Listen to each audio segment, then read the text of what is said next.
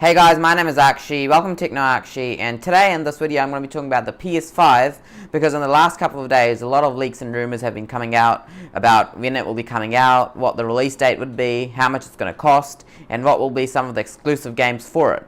So, in this video, I'll be sharing some of those with you. Let's get started.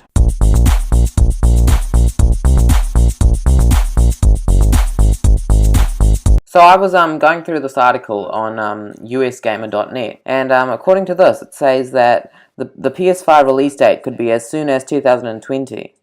Now, this is reported by a industry analyst, Michael Patchter. And if you think about it, 2020 is actually not that far away, because before there were rumors that the PS5 might be releasing in the end of 2018, and then it was maybe in the middle of 2019. But now it says that 2020 could be the estimated date for the release of the PS5. Because just about 2 years ago, in 2016, the PS4 Pro was launched, as well as the PS4 Slim, which I currently have. And so, even according to this, it says 2019 might be a bit too early for Sony to release the next PlayStation, given the strong position it currently holds. If we were to put a bet on the PS5 release date, it would go with Q4 2020.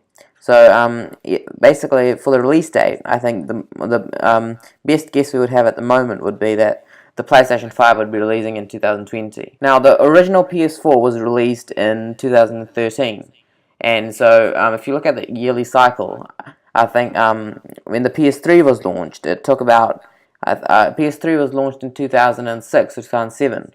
And then PS4 was launched in 2013. So it was about after roughly around 7 years that the next generation of PlayStation was launched. And so from 2013 to 2020 would exactly be 7 years. What games could launch with the PlayStation 5? I think there would be plenty of games to launch. Like there's Death Stranding. Currently for PS4 there are a lot of games going to be releasing. Red Dead Redemption 2 would be releasing, and so many more games are coming out for the PS4 and the PS4 Pro, which are enhanced to the PS4 Pro. That currently we don't really have a huge list of which games will be launching for the PS5.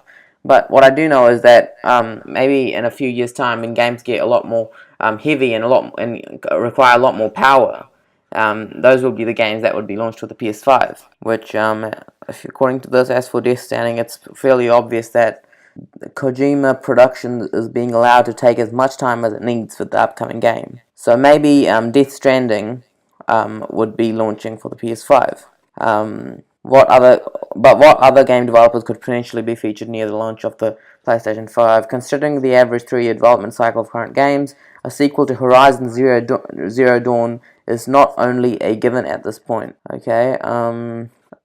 Of the more obvious candidates, zooming on a November 2020 release date, there will almost certainly be FIFA 21 be launching for it. A new Call of Duty. So like I'm saying, new FIFA games that would have even better graphics, probably 4K.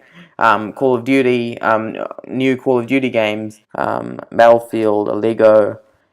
Most likely a new Gran Turismo series would also be launching for the PS5, because the current Gran Turismo Sport for the PS4 has been quite popular. I've got it for the PS4 Pro, and the graphics are really, really good. They are actual native 4K. So maybe a new Gran Turismo series will be launching for the PS5, which would be quite interesting. Now let's talk about the PS5 price. Will the PlayStation 5 be expensive? Because this is actually a really important point. And according to this, for an educated guess as to what the PlayStation 5 could realistically cost, you'd have to look at past Sony console releases. Now, like we all know, the PS3 was really, really expensive. It was, if you look here, the PS3, when it was first launched back in 2006, 2007, it was priced at US $499. And then a higher configuration was $599. And at that time, that was for 20 GB and 60 GB models. But then the PlayStation 4's price was drastically less, starting at $399. So even the PlayStation 4 Pro was launched at the same original price of $399. So looking at this, I think the PlayStation 5 would probably cost around $399 again, because $399 would probably be the price that consumers would want to pay for the PlayStation 5. Now, if you look at how powerful the PS5 would be, and over here it says, will the PS5 be more powerful than the Xbox One X? Well, I mean, it should obviously be more powerful than the Xbox One X, because the Xbox One X is not a different generation of consoles. It's still part of the Xbox One family, and yet it is more powerful than the PS4 Pro. But PS5 would be a next generation of consoles. So most likely it should be more powerful than the Xbox One X, which is currently around at 6 teraflops. Currently boasts 6 teraflops, which is really, really powerful, and a lot more powerful than the PS4 Pro. So if Sony didn't exceed the power of the Xbox One X, which currently boasts 6 teraflops, it would be pretty shocking. While you might think this will push the price up beyond that, beyond $399 we mentioned, we're talking about a machine that's probably 2 to 3 years away from releasing. At the end of 2020, 8 to 10 teraflops should easily be doable for that price point. Yes, because in 2 to 3 years, with technology advancements, Sony should easily be able to come up with an 8 to 10 teraflops hardware in that price range. Even on this article that I was going through, this one is on dailystar.co.uk, and it's by James Wright, and over here it says they're not really talking about the PlayStation 5 design or the PlayStation 5 controller design. They're really just talking about the hardware and such. So, like, there are some concept images which have leaked on the internet about the interface and stuff, but we all know that this is not real. But the controller on the PS4 was a big upgrade from the PS3, the DualShock 4.